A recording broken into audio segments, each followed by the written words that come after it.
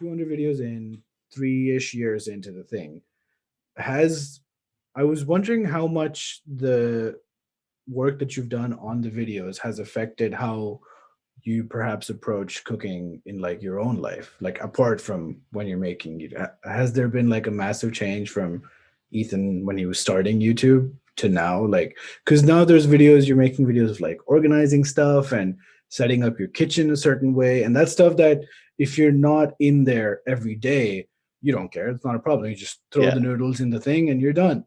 But now you have to have the pantry set like this way for maximum efficiency. Yep. So how much has that changed like your own approach to food and the kitchen? Yeah. Yeah. There's been wild changes in, Ethan for 3 years ago Right. versus to me now.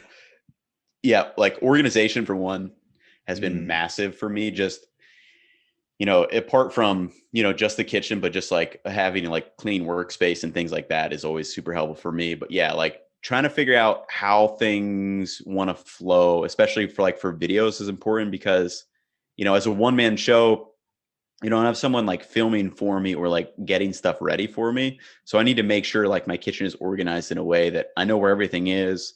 It's easy to see, easy to grab. And then apart from that, like a lot of the things that I make on video are things that I am just making for myself. Like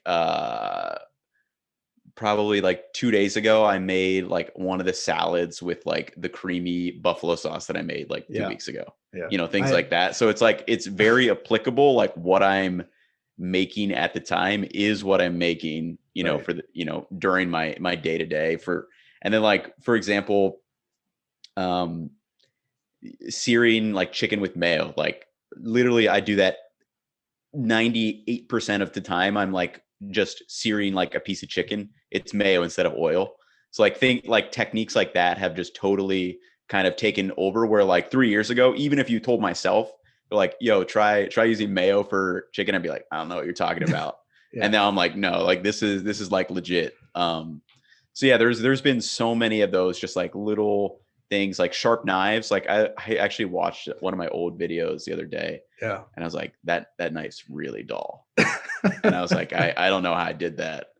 So like sharp knives, another massive one for me. Like I using a dull knife now, it like breaks a little piece of my heart when I have to use a dull knife because I've gotten so accustomed to, having my own that are very sharp. I can keep them very sharp when they go out. So a lot of things like that have just changed over time and kind of transformed me Mm. um, into kind of more Do you find efficient. yourself Yeah. do you find yourself just irritated in someone else's kitchen like this is not supposed to be here and this knife isn't cutting Yeah. anything?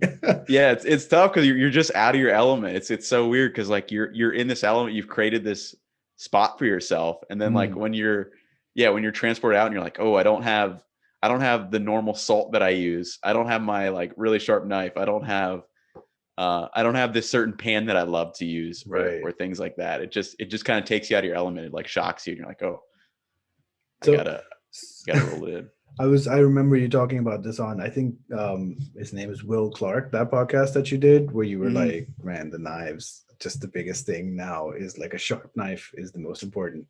But